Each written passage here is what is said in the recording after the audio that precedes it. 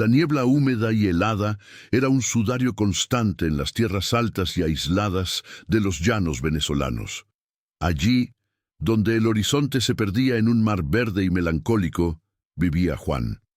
No era un hombre de fe ni de virtud, sino de un pragmatismo pétreo, y lo que era más peligroso, de una codicia que se había convertido en la única brújula de su alma. Juan había heredado un hato extenso, rico en pastos y potencial, pero sentía que el progreso era lento, la ganancia morosa y el trabajo honesto humillante. Él anhelaba la opulencia instantánea. El viejo cuento del Silbón siempre había flotado en la brisa de aquellas montañas, una leyenda sombría sobre un joven parricida maldito, condenado a vagar con el saco de los huesos de su padre, emitiendo un Cuando el silbido sonido era que era la agudo y antítesis cercano, de la vida. El peligro estaba lejos, pero cuando el silbido grave y arrastrado parecía venir de muy lejos, entonces la muerte acechaba. Era la advertencia. Juan, sin embargo, veía las leyendas como estorbos, supersticiones de mentes débiles. Empezó a acorralar y vender ganado de los hacendados vecinos, impulsado por la impunidad del aislamiento solo y brillaban la certeza de que cuando el el dinero dinero sucio y fácil cubriría sus reposaba en huellas. su mano. Su pecado no era solo el robo, sino la negación del pacto social y la profanación del sentido de comunidad que mantenía la vida en los llanos. Con cada animal robado, con cada vecino estafado, se burlaba no solo de la ley de los hombres, sino también de las reglas no escritas de aquel suelo ancestral. En cada crepúsculo, el olor a heno y tierra mojada se mezclaba para Juan con el aroma embriagador de la riqueza ilícita. La primera noche que Juan escuchó el silbido, estaba contando la última pila de monedas de plata, el tintineo metálico casi ahogando el sonido. Era fino, casi musical, proveniente de la colina distante. Cosas de la noche, pensó, descartando el escalofrío que le recorrió la columna. Pero el Encendió otra silbido vela, regresó, y la la luz noche parpadeante siguiente bailó en las y la paredes de otra. barro de la cabaña. Comenzó a tomar cuerpo, a volverse más presente. Juan notó que el sonido parecía buscarlo. Cuando estaba cerca del gallinero, el silbido venía de esa dirección.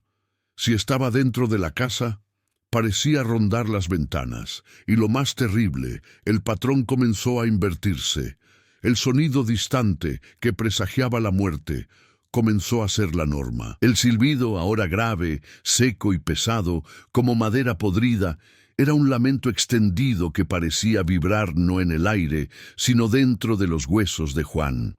El robo de ganado cesó, reemplazado por el pánico. Juan comenzó a notar la presencia de sombras largas y deformes, moviéndose rápidamente en el perímetro de su visión. Se frotaba los ojos, culpando a la falta de sueño, pero la imagen de la figura alta y El esbelta, silencio de la finca, envuelta que en una antes era capa solo oscura paz, y se siempre volvió cargando opresor. un saco, un vacío donde persistía. solo el silbido grave podía existir. El olor a azufre, sutil y amargo, comenzó a impregnar el aire al anochecer, mezclándose con el moho de la cabaña. La leyenda se había convertido en una realidad tangible, una condena personal. La codicia de Juan lo había hecho audible para el cazador de almas. Juan La noche estaba final descendió acurrucado sobre en la el cocina, jato con con una una respiración neblina tan contenida espesa que que se tragó tragó la un luz de viejo la luna y machete. las estrellas. El silbido grave no estaba lejos, estaba en la puerta. El sonido era una ola física de terror, penetrando las tablas de la puerta como si fueran papel. No pensó, solo actuó, saltando por la ventana trasera hacia la oscuridad húmeda. El olor a tierra removida y la humedad glacial le golpearon el rostro. Corrió hacia el monte, tropezando en el terreno irregular, con el silbido ahora mezclado con el sonido de pasos secos y rítmicos en la tierra batida, más rápidos que cualquier ser humano. Juan miró hacia atrás. En la oscuridad vio la silueta. Alta, increíblemente alta, flaca, esquelética, moviéndose con una velocidad antinatural. La capa parecía absorber la poca luz. Lo que vio le hizo lanzar un grito seco y mudo. En el saco colgado sobre el hombro de la criatura había un hueso que se destacaba, una rótula humana, brillando con un resplandor extraño, como marfil pulido.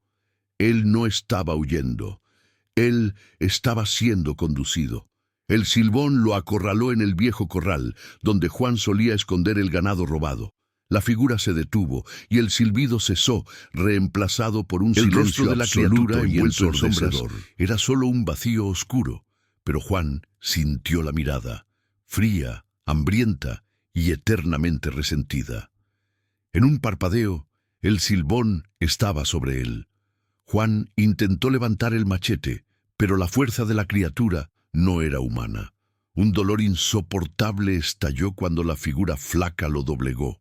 No hubo mordeduras ni garras, solo hubo el toque, y El la silbón expoliación no fue extendió de su sangre, mano sino de vida. Con Con una frialdad ceremonial rasgó el pecho de Juan, no para sacar el corazón, sino para extraer la propia carne, la grasa, el exceso físico que era el símbolo de su codicia.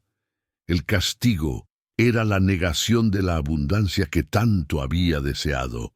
Cuando llegó la mañana, los vecinos encontraron el cuerpo de Juan.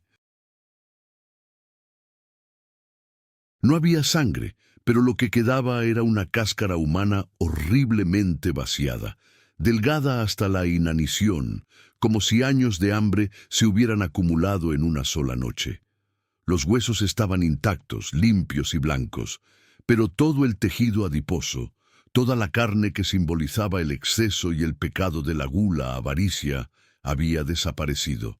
El cuerpo estaba esquelético y ligero, pero su alma estaba atrapada. Y el propio silbón, Juan no al murió, percibir la fue nueva alma en su transformado. carga, Su le alma fue impuso a Juan condenada la a misma llenar el saco maldición de la del silbón. errancia y la sed insaciable. El ladrón codicioso y gordo se convirtió en el heraldo flaco y hambriento. Hoy, Juan, el codicioso, se ha vuelto otro eco de la leyenda, una sombra esquelética que deambula por los llanos, condenada a vagar y a silbar, un sonido sutil, pero implacable, que resuena el Cásate a silbido aquellos que, original como del él, silbón, rompen los ya no votos de caza honestidad, ganado. aquellos cuyas almas están pesadas por el exceso y la codicia. Si escuchas el silbido grave y distante en los llanos, recuerda, es la advertencia final. Pues cuando el sonido se vuelve cercano y fino, es demasiado tarde. Él está allí para cosechar la carne que has acumulado indebidamente, para transformar el peso de tu riqueza en La moral es ligereza clara. eterna En de los tu llanos, condena. La codicia corrompe la carne y el alma, y el silbón siempre vendrá a buscar su tributo de exceso. El silbón fue el juez. Juan es ahora solo el eco hambriento del castigo eterno de la avaricia.